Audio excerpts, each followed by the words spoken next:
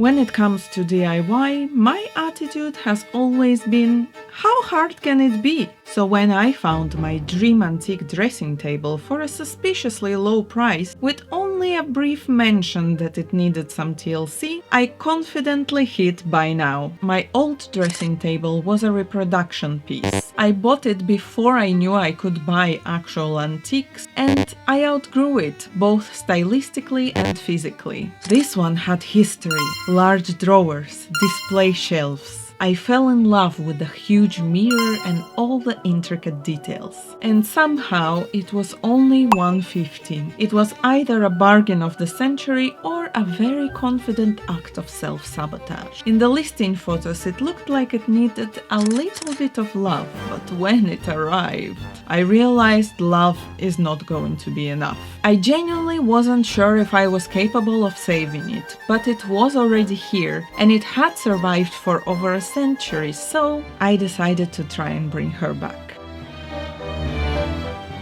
Okay, so it's worse than I expected, but I think it's salvageable. I am most intimidated by the missing carvings, so that's exactly where I'm gonna start. I need to research proper materials. Then I want to address the awful old repairs. See if there is any structural issues that needs to be fixed. Do something about those feet. And finally restore the wood finish. Oh, and hardware. It's going to be a process.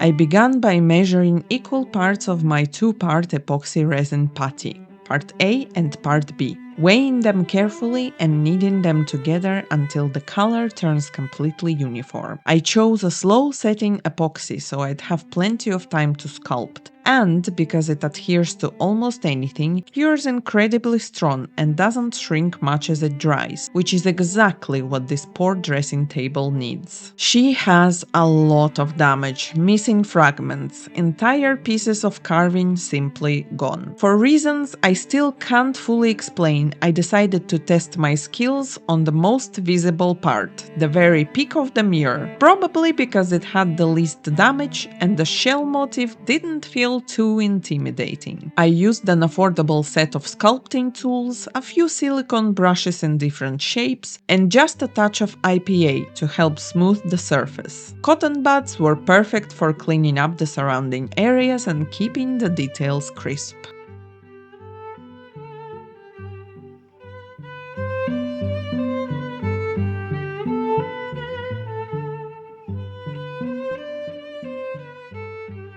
How do you explain sculpting?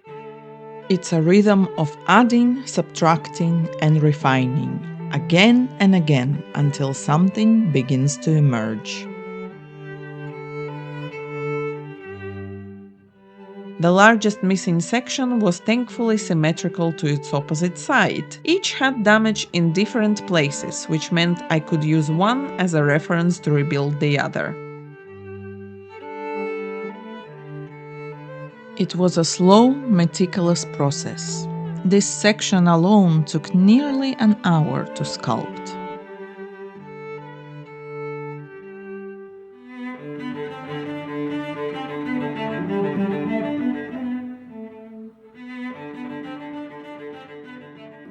After allowing the epoxy to cure fully for several days, it was finally time to refine everything. I sanded the repairs gently using a soft sanding sponge and small pieces of 240 grit sandpaper, occasionally reaching for my Dremel with fine attachments and even a small blade to sharpen corners and restore definition. Once I was happy with the shapes, I cleaned everything thoroughly with a vacuum and a brush, followed by a damp sponge to remove the last traces of dust. She's been broken and repaired before, loved enough to be kept but not restored. Functional repairs, they did their job, but they never tried to blend in, and that I am going to fix. I chose to work entirely with hand tools here, as everything about this piece is delicate. Small hand planer turned out to be the perfect tool. It leveled the uneven repair areas far more efficiently than sandpaper ever could, while still allowing me to work slowly and intentionally. family. Once the surfaces were flushed, I moved to filling. I used a tinted wood filler to address the cracks, small gaps, nail holes, and uneven transitions. Whenever I use filler, I try to apply it as neatly and as close to the final shape as possible. The cleaner the application, the less aggressive sanding it requires later, and the more crisp the details remain. At the back, there was a particularly large gap and several old nail holes. Those were filled as well, ready to be sanded smooth once fully dry.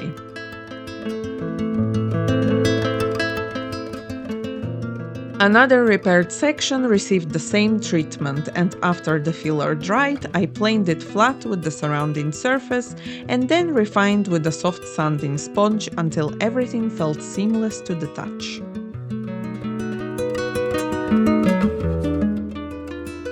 Returning to the first repair area, I needed to refine the small recessed divot where the hardware sits, as it was never done properly in the first place. I've installed my fair share of latches and fittings over the years, so I followed the same principle, just on a much smaller, more delicate scale. Using a tiny chisel knife, I carefully removed material, deepening the recess little by little. A bit of drilling helped with depth, but what truly made the fit was placing the hardware back in and gently tapping it into position. Once it sat perfectly flush, I removed it again and continued smoothing the surrounding surface.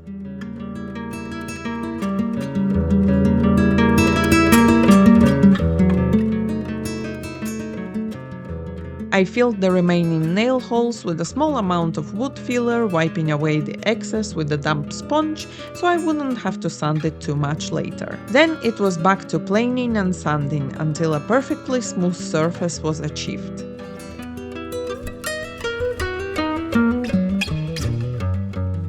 It is so pleasing correcting a decades-old repair that was once rushed. And after sanding at that speed for that long, I went to find the nearest puppy to give my hands a little break.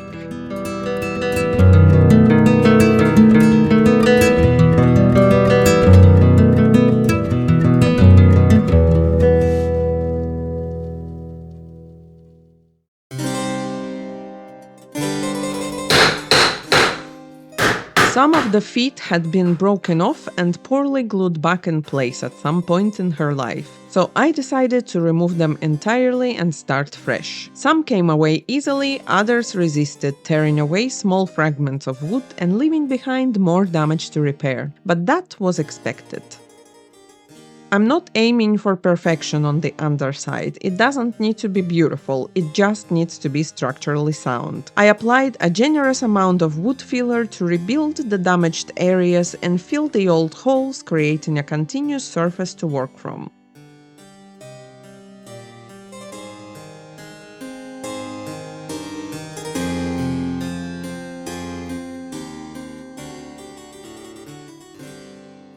Once cured, I planed the filler flat, restoring a level foundation. One corner in particular had suffered catastrophic damage. The original mounting area had almost completely broken away. To restore its strength, I glued in a new block of wood, increasing the contact surface and giving the future foot something solid to anchor into. With the corners stabilized, I moved on to replacing the missing structural supports. I cut new cross-support beams and secured them in place with wood glue, restoring the internal framework.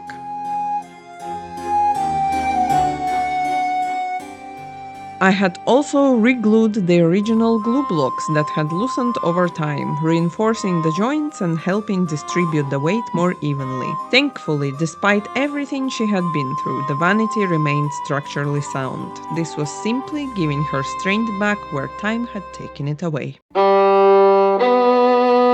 Because the original mounting corners had suffered so much damage, drilling new holes directly into them wasn't an option. The wood has lost its structural integrity and there was no longer enough solid material for new fasteners to hold. So I had to take a slightly unconventional approach. I began by gluing the new feet in place, ensuring full contact between the surfaces and allowing the adhesive to create a strong initial bond.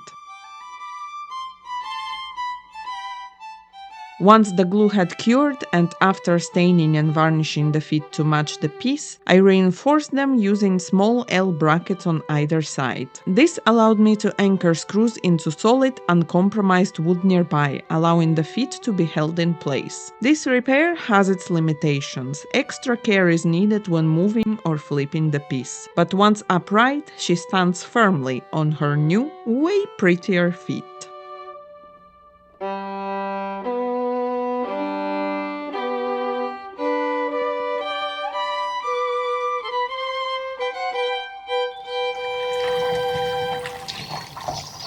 It's the early days of February, the air is cold and crisp, and I've just been to the garden center and picked up a couple hellebores so that I can play pretend that it's spring. Gorgeous roots? Wow. I'm gonna fluff them up a little. Alright, which side? Let's do it this way. Gorgeous. This variety is called Ice and Roses. And this one is Anne's Red. So pretty.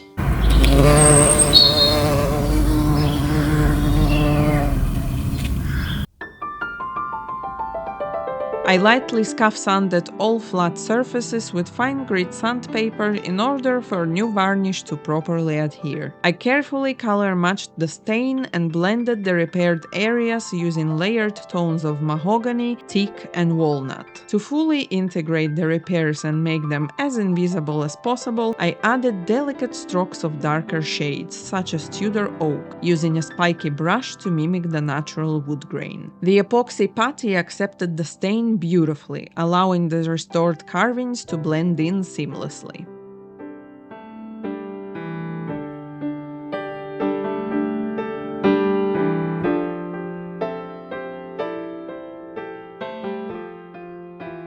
I also touched up smaller scratches throughout the piece, ensuring a consistent color and finish across every surface. Once everything was unified, I applied varnish in a satin finish. The flat surfaces were rolled, while the intricate carvings and detailed areas were sprayed to preserve their sharpness without buildup.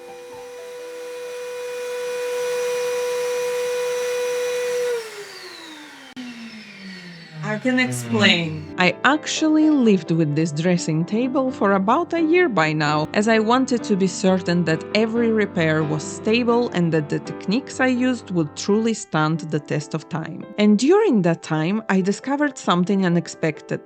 Sunscreen residue left on your hands can slowly break down varnish. I ultimately had to strip it back to bare wood and refinish it entirely. Using carefully layered tinted varnishes in mahogany and walnut, I rebuilt the finish until it once again matched the rest of the piece perfectly. Finally, I turned my attention to the hardware. I first tried polishing it using my usual brass and steel wool method, but decades of oxidation refused to lift, no matter how hard I was scrubbing. So I took a more intensive approach. I simmered the hardware in water with baking soda for several hours. This loosened the buildup and restored the metal's original warmth and shine. Once cleaned, polished, and dried, each piece was returned to its rightful place.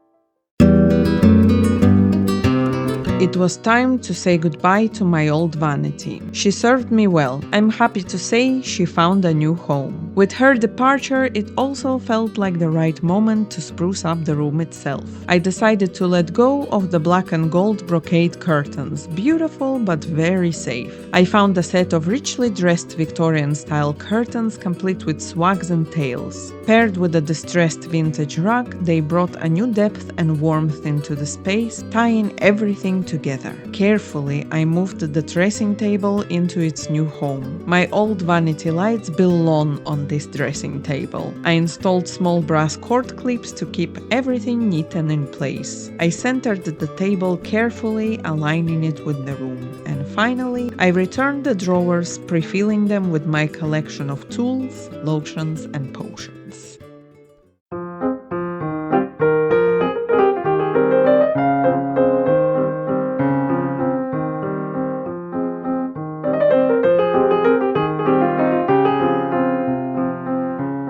Someone sat at this dressing table every morning. They brushed their hair here, put on their jewelry, watched themselves grow older in her mirror. And somehow, she survived them. Over a century later, she found her way to me, broken and asking for one more life. And now, she will be here, reflecting mine.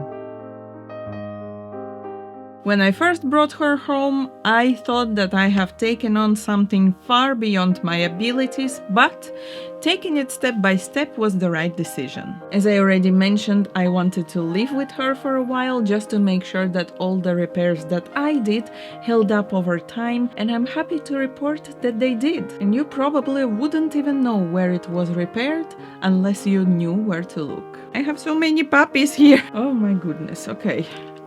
I forgot what I was saying. And in our time together, she taught me a very valuable lesson that I am now sharing with you. Always wash your hands after applying sunscreen. Is Alice not joining us? Looks like Alice doesn't feel like being on camera tonight. I didn't want to erase her age, only to restore her and give her the ability to live for yet another lifetime. However, having to completely refinish the tabletop did take away some of her character, but it had to be done. In the next video, I want to style her properly and also work on a couple complementing projects. I hope you enjoyed watching this restoration unfold. It was quite the process. Thank you for being a part of it, and I hope you'll join me again.